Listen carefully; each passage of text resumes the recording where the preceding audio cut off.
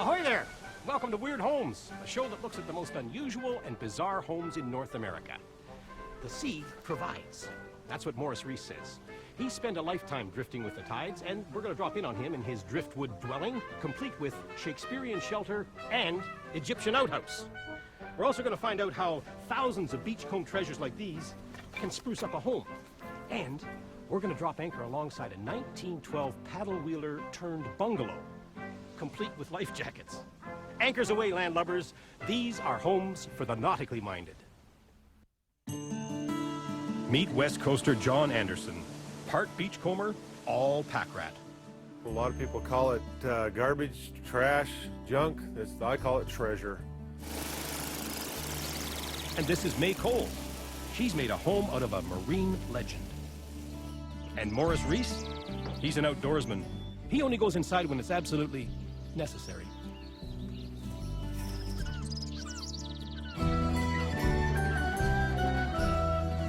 British Columbia's Gulf Islands are home to a lot of eccentric people. People who march to their own drummer, follow their own dress code. Galliano Island is home to a Welshman named Morris Reese. Reese barely follows any dress code at all.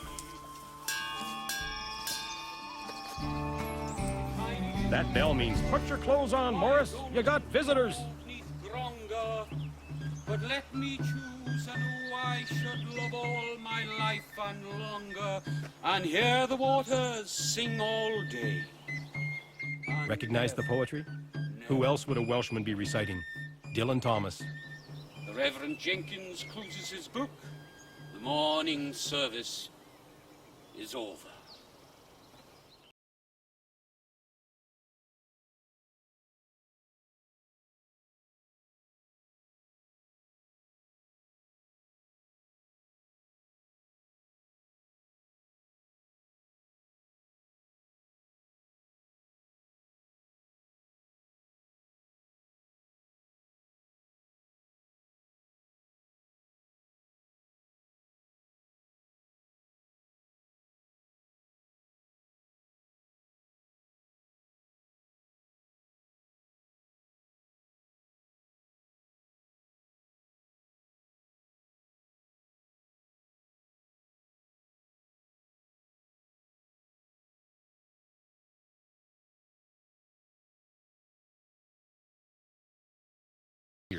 But then, makeshift shelters have been his home for most of his life.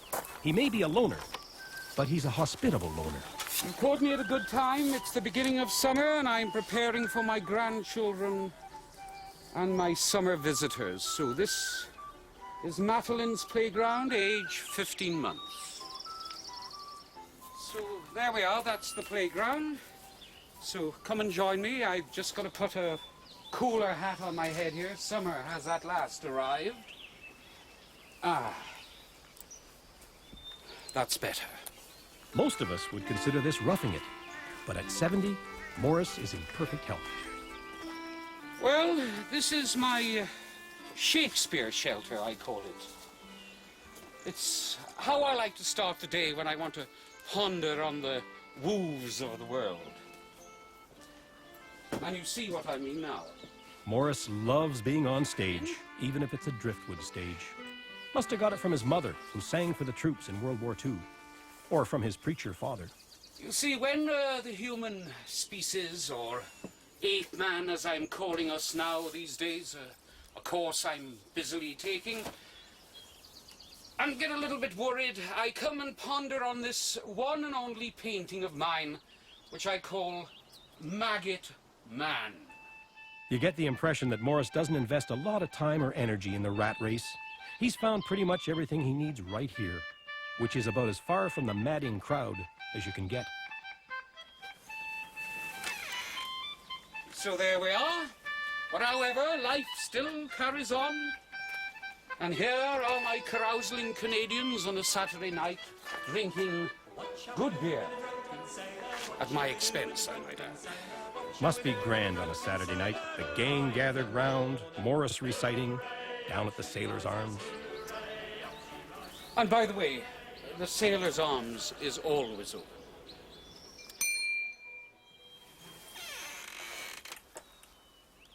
So when things get a little too rough for me, Here is my Buddhist retreat.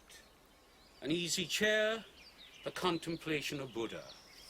Sometimes if the world outside is a little too hectic, I will stay here, alone.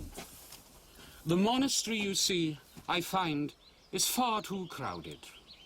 And wherever you find two or more people together, you there find the world and its woes, as well as its joys. A monastery, a pub, a children's playground, not your average forest hideaway. But then nothing about Morris' life has been average. He's been a logger and a miner, a rancher and a teacher in Australia, New Zealand, Canada, and the USA. He's even been married with children, and now grandchildren. Reese may live in the bush, but he's been around. But I've always lived like this. Cardboard boxes, upturned boots, a house in the tree, a loft in the city of a warehouse. I don't know if you'd agree with me, but I live in the largest house on Galliano. See, to me, the sky is my canopy. It is my ceiling. I live outdoors. These little nooks and crannies you see around me are my small spaces. A person only needs a small place to sit, to read, to write, to sleep. The interesting thing is that with little space, which I think of as a concept, gives you greater space. Because you're standing now in the hallway, on the way from my bedroom, my bedchamber, to my living room and dining room. So, would you like to have a look? So, in winter, when I have no sun and I'm living here, my bucket of water on an over-scoochin' ship's stove warms up, and once again I have to thank the Egyptians. I place the hot water bucket here, and I have a wonderful shower, Egyptian style, African style, here, and a warm home to step into after it. I have neighbours who mind their own business, get on with their lives, leave me alone, and we help each other out when it's needed. Otherwise, we go about our business. Well, he's probably the best neighbor in the world, yeah. He's always there, and it's exciting having him around, I should say. Then I guess you're a regular at the Sailor's Arms. Absolutely not. Well, there are things running around, you know. La la la la la. I lived like this well before the great hippie movement on the west coast of Vancouver Island in my little driftwood home. And then one summer, one year, I awoke and found I was surrounded by a city of driftwood livers. And that was the hippie movement. But again, the tides come in and wash it away. So the essence is adapt or die.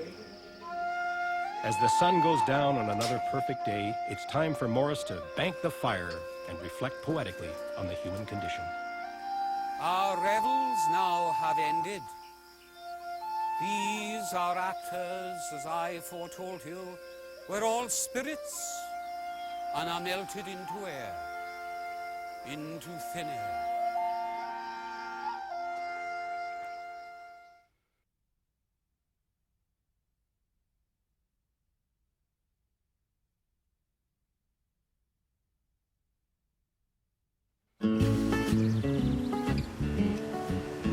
Nelson, British Columbia is lake country, Kootenay Lake to be exact. It used to be that the only way to get around was by paddle wheeler. So it's not surprising to find one of those ships still around. What's more surprising is that folks like Merv and May Coles would want to live on one. And what's even more surprising is that the Coles were landlubbers. Dairy farmers, would you believe? This is a photograph of the Nasukan when she was a ferry. And she sailed as a ferry from 1933 to 1947. Originally, the boat was, with the paddle, the boat was 236 feet long. It originally carried about 600 passengers, had 50 staterooms, It was huge. It was the largest paddle wheeler west of the Mississippi River. Let me say right from the start, though, my wife is the artistic one. She's the one with all the ideas. She's the one that saw it. She's the one that it's suggested that we buy it. I'm just a follower. I just hammer nails and do all those things. You see, the SS Nasukan is in dry dock, permanent dry dock. Hasn't felt a wave lap her hull in over half a century.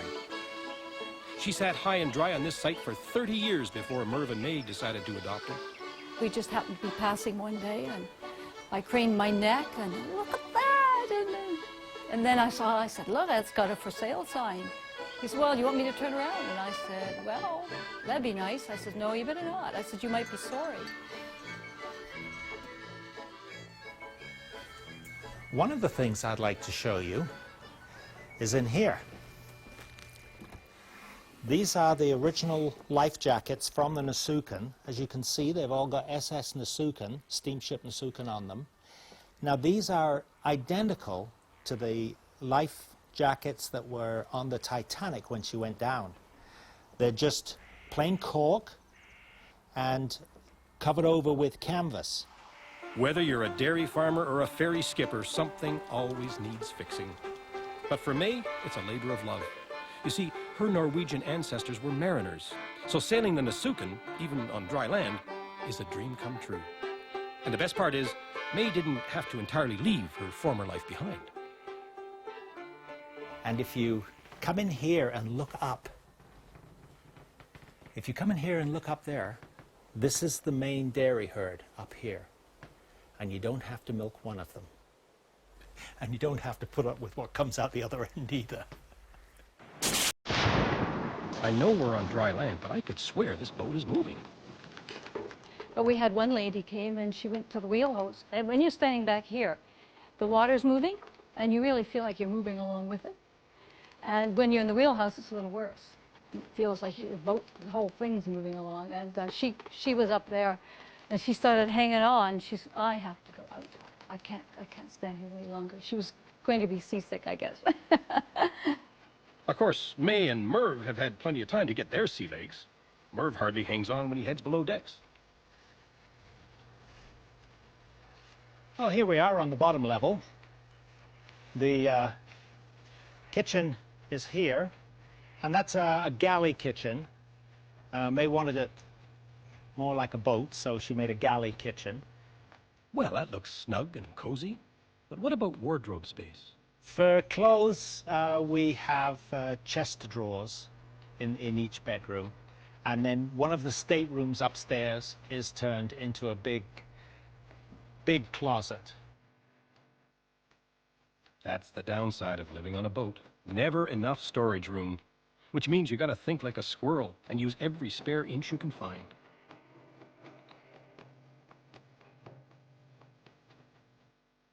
This little device was high-tech for her time. A turn-of-the-century room service call box. When someone was needed, the little arrow would go up and hit this steel peg here, and that would cause the buzzer to go. And then the people would look up, see which arrow was up, and that's the one that they knew needed some kind of service. And then as soon as they saw that, they would flick this, and that would level everything out again till the next time that it was needed. You close your eyes and you wonder what the original boat must have looked like, you know, going up the lake. I mean, it must have looked absolutely fantastic. And she must look here and think of her glory days when she was on the lake. Oh, well, we sit out on the porch, and because we're right on top of the road, we get everybody watching us, and sometimes they wave, and we wave back, and if they're taking photos, we usually wave, you know, hi, and so they don't feel too embarrassed about it. And, so we wave like the Queen of England as they go by. The SS Nasukan is one lucky paddle wheeler. Come hell or high water, she gets to rest on her laurels, thanks to Merv and May Coles.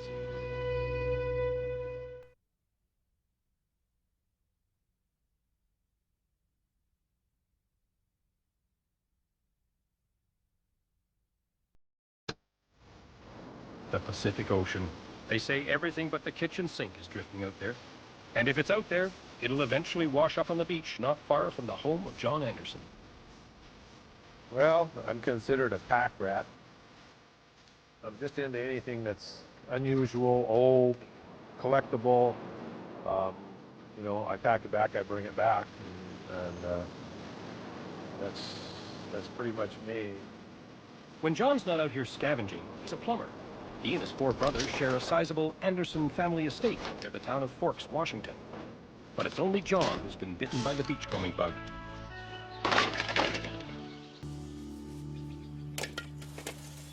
Over here we have different glass floats. This is the prize of the beachcomber. This is, most people go beachcombing for these glass floats. I'm kind of like a crow. Any shiny object, you're attracted right to it. Whether it's the glass float reflecting the light, or a bottle, piece of metal. When there's nothing else to pack back, I'll pack back driftwood. I pick up pretty rocks. Well, at least you don't have to weed them. These floats used to be in a gully over here, and when I had to move them, I put them all in big boxes. And there's about 30,000 of these little flat floats. These are a gillnet fishery. Naturally, John's wife stands behind his obsession. How far behind, Debbie? I don't mind it. I have a few flowers and I have my garden, and I'm not a real picky person, so. And that's a good thing, since John's collection draws people like honey draws flies. Oh my goodness. Hi. There, hi. Boy, you've got lots of neat stuff around here. It gives them something to do, you know. In Forks, there's not much to do. Oh, these are crab pot buoys here, and then these are just for fishing buoys. Wow. This is one of my more unusual finds. This is a sonar buoy for the United States Naval Submarine Warfare Testing Area. You think the U.S. Navy might want that back, John? I packed it for 100 yards. I rolled it down the beach for 100 yards. I drug it up a trail for 100 yards, and then I winched it up the hill with my pickup for 100 yards. So there's quite a little effort into that. I had a feeling John couldn't keep all the flotsam and jetsam outside. And down here we have my collection of sake bottles and Suntory whiskey bottles. Not all the bottles that wash up at John's feet are completely empty. Notes in bottles. German sailor, USS Oklahoma ship surgeon, school kids. I'd reply to them all, and the only ones that ever replied back was the school kids. Here's a carved bird that, according to Amos Wood, is from Polynesia. They carve these birds there, and each bird has a story. This is one of my favorites here. It's cobalt blue. See the color in them. And from the simply beautiful to the simply overwhelming. Up here, this is the loft. This is a little bit of everything. A lot of people call it garbage, trash, junk. I call it treasure. This was a deep sea sphere made by Corning. Man overboard buoys, fishing plugs. These are the Navy, U.S. Navy, bathythermograph transmitter set. Pumice from Mount St. Helens that has washed out the rivers and onto the beaches. There used to be lots of that. Balloons, lots of frisbees. Everybody takes a frisbee to the beach. Everybody takes a ball to the beach. Coconuts, Pentax camera bags came in as a spill one time. I collected lots of them. I've used them for lots of things. Saddlebags on bicycles. Then there was the big shoe spill. This is the latest one, the shoes and the hockey equipment. Here's some of the hiking boots. They were all brand new boots. Tennis shoes. We collected them by the hundreds. We batched up pairs, got them for our families, me and another guy, and we sold the rest as pairs. And there was guys going up and down the coast trading, getting pairs, and it was quite the fiasco. So electronic smoke bombs, somebody's piece of artwork. They even made a float out of a beer can. What's more amazing, John has moved all this stuff not once, but twice. I had all of this stuff in a 13-foot by 8-foot shed, and it was stuffed in there for years. And then when I built this loft, I took all the stuff out of there and brought it all up here and set it in boxes, and I took it all out, and it was like a kid in a candy store. It's like Christmas time, taking it out and setting it out and sorting it out. I haven't seen this in years. Oh, I remember this, you know. And now when I come up, it's all right here, and I can go and I remember picking that up, you know. That was neat, you know. Or this time here, you know, I slipped and broke a couple ribs on a log, and when I found that, you know, I got wet with a wave. You know, it all brings back the memories.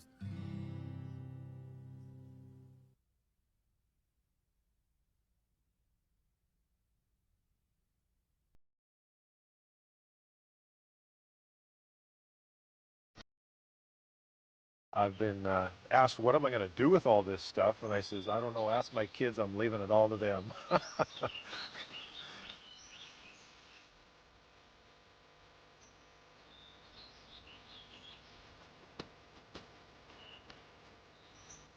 That's an idle mind at work. Idle mind at work. You'd think at least Bugs the garbage man would sympathize with Beachcomber John. Professional jealousy, no doubt. Glad to be of assistance. Merv and May Coles, the happy crew aboard the unsinkable Nasukan. Morris Reese, snugged in his driftwood home. And John Anderson. Hey, Debbie, you'll never guess what I found on the beach.